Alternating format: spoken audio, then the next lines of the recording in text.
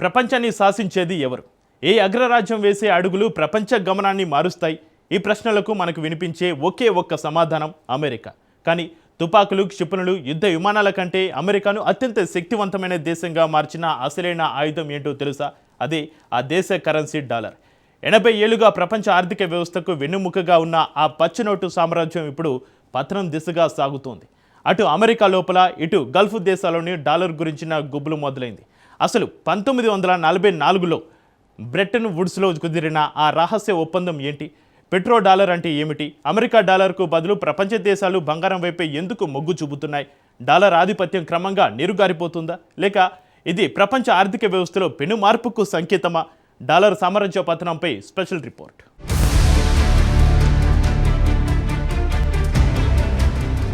Dollar ఆధిపత్య సామ్రాజ్యం కుప్పకూలుతోందా?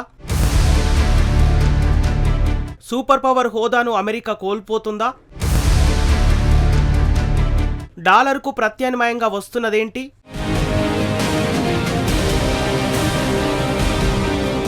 ప్రపంచ దేశాలను శాసిస్తోందెవరు? ఈ ప్రశ్నకు సమాధానం ఎవరైనా తడుముకోకుండా అమెరికా పేరునే చెప్పేస్తారు. అది నిజమే. కానీ అమెరికాకు ఆ కంట్రోలింగ్ పవర్ ఎలా సాధ్యమైంది? దీనికి సమాధానం చెప్పాలంటే వివిధ కారణాలను విశ్లేషించవచ్చు. కానీ అగ్రదేశం తీవ్రస్థాయిలో ప్రపంచంపై పట్టు సాధించడానికి అసలు కారణం మాత్రం డాలర్. అవును, మీరు విన్నది నిజమే. ప్రపంచ ఆర్థిక వ్యవస్థను శాసించేది అమెరికన్ డాలరే. అమెరికన్ డాలర్కు అంత శక్తి ఎలా వచ్చింది? ఈ ప్రశ్నకు సమాధానం తెలుసుకోవాలంటే మాత్రం 1944 సంవత్సరానికి వెళ్లాల్సిందే. అది రెండో ప్రపంచ యుద్ధం ముగింపు దశకు చేరుకున్న సమయం. ప్రపంచంలోని అత్యంత శక్తివంతమైన దేశాలన్నీ కలిసి అమెరికాలోని న్యూ హ్యాంప్షైర్ రాష్ట్రంలో ఉన్న బ్రెటన్ వుడ్స్ అనే ఒక చిన్న పట్టణంలో సమావేశమయ్యాయి. అక్కడ సమావేశంలో పాల్గొన్న వారందరిది ఒకటే ప్రధానమైన ప్రశ్న: ప్రపంచ ఆర్థిక వ్యవస్థను శాసించేది ఎవరు? చివరికి వారికి ప్రశ్నకు చాలా సింపుల్గానే సమాధానం దొరికింది. ఆ శక్తి అమెరికన్ డాలర్. ప్రపంచంలోని ప్రతి కరెన్సీ విలువను డాలర్తో ముడిపెట్టారు. అదే సమయంలో డాలర్ విలువను బంగారంతో అనుసంధానించారు. ఇది జరిగి 80 ఏళ్లు దాటిపోయింది. అయితే ప్రస్తుతం నిశ్శబ్దంగా క్రమక్రమంగా ఆ పాత ఆర్థిక వ్యవస్థను కంట్రోల్ చేసే డాలర్ శక్తి బీటలు వారడం మొదలైంది. సింపుల్గా చెప్పాలంటే అమెరికన్ డాలర్కు ముప్పు పొంచి ఉంది. మరి అసలు డాలర్కి ఏమైంది?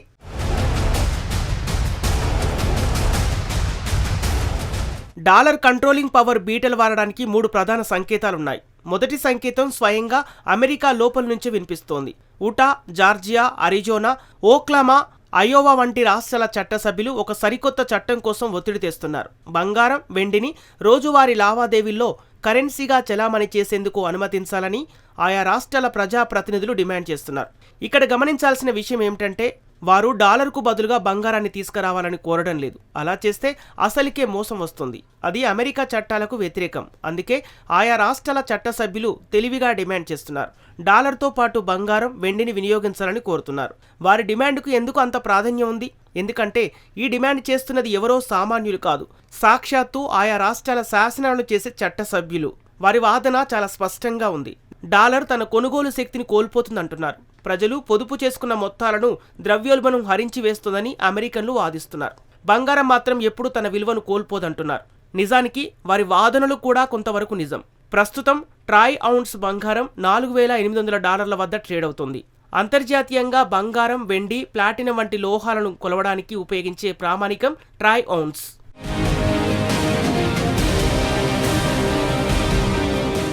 గ్రాముల్లో చెప్పాలంటే ట్రాయ్ ఔన్స్ 31.10 గ్రాములకు సమానం.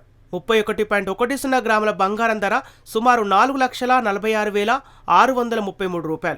కేవలం ఏడాది కాలంలోనే ఈ ట్రాయ్ ఔన్స్ ధర $1,000 మేర పెరిగింది.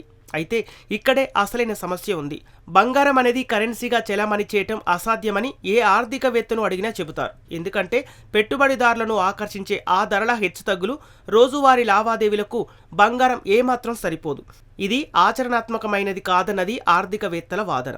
కానీ ఈ ఆలోచన వెనుక ఉన్న అసలు కారణం మాత్రం కాస్త ఆలోచించదగినదే. ఇక రెండో సంకేతం ఏమిటో చూద్దాం.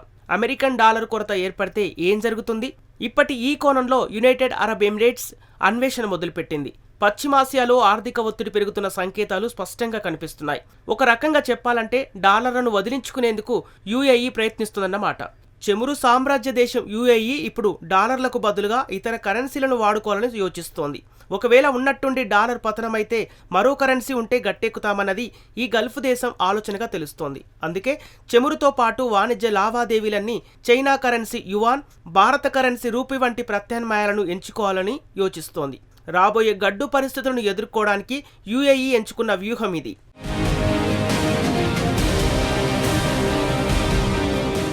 ప్రస్తుతం హర్ముజ్ జలసంధితో చెమురు వ్యాపారానికి అంతరాయం కలుగొచ్చనే గల్ఫ్ దేశాల ఆందోళన చెందుతున్నాయి. అందుకు యుఏఈ వ్యూహమే ప్రత్యక్ష సాక్ష్యం. దశాబ్దాలుగా ఏలుతున్న పెట్రో డాలర్ వ్యవస్థను ఇప్పుడు గల్ఫ్ దేశాలు సందేహిస్తున్నాయి. అసలు ఈ పెట్రో డాలర్ వ్యవస్థ అంటే ఏమిటి? 1970వ దశకంలో ప్రధానంగా సౌదీ అరేబియాతో అమెరికా ఒక ఒప్పందం కుదుర్చుకుంది. దీని ప్రకారం చెమురు ధరలను కేవలం అమెరికన్ డాలర్లలోనే నిర్ణయించాలి.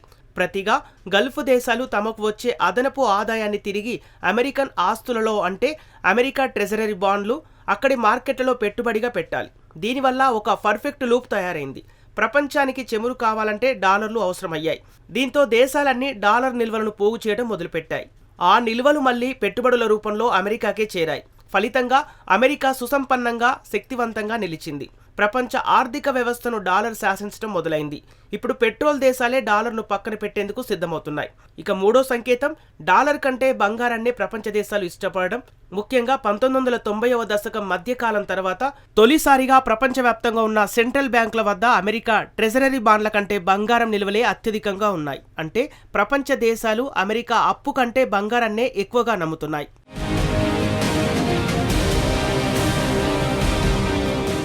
అమెరికన్ డాలర్ బదులుగా ప్రపంచం ఎందుకు బంగారాన్ని ఎక్కువగా నమ్ముతోంది? దీనికి అమెరికా వ్యవహార శైలే కారణం. తమకు నచ్చకపోతే ఏ దేశాన్నైనా లొంగదీసుకోవడానికి ఈ డాలర్నే ఆయుధంగా వాడుతోంది. ఆర్థిక ఆంక్షలు విధించి తన పంతం నెగ్గించుకునేందుకు యత్నిస్తోంది. భౌగోళిక రాజకీయాల్లో అమెరికా తీరుపై ఎప్పటినుంచో తీవ్ర అసంతృప్తి ఉంది.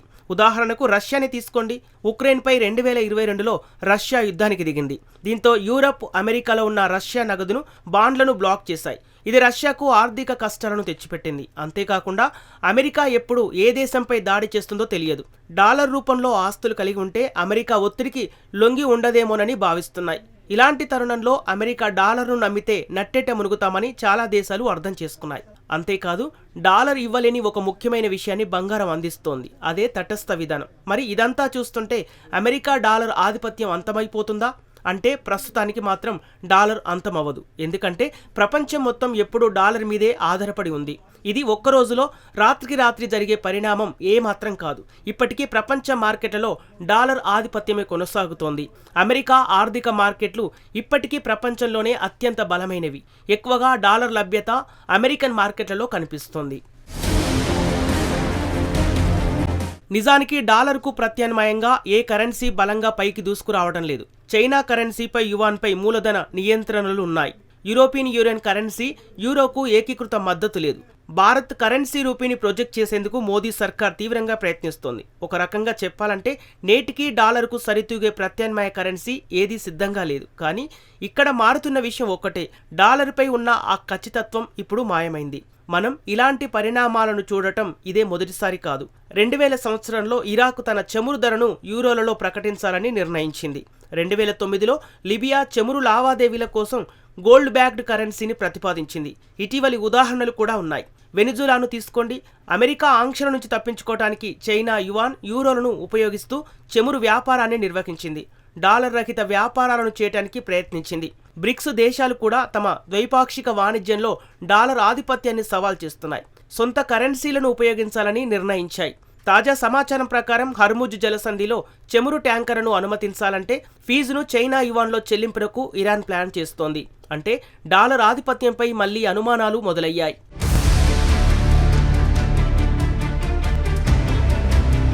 అయితే ఇది డాలర్ అంతానికి ఆరంభమా, లేక దేశాలు తమ రిజర్వులను మార్చుకుంటూ ముప్పుల నుంచి తప్పించుకోవటానికి చేస్తున్న ప్రయత్నమా? వ్యవస్థను కూల్చే ఉద్దేశం లేకుండా కేవలం రిస్క్ తగ్గించుకుంటున్నారా? దీనికి నిజాయితీగా చెప్పాల్సిన సమాధానం ఎవరికీ తెలియదు. ఆ అనిశ్చితే ఇప్పుడు అసలైన చర్చనీయాంశం.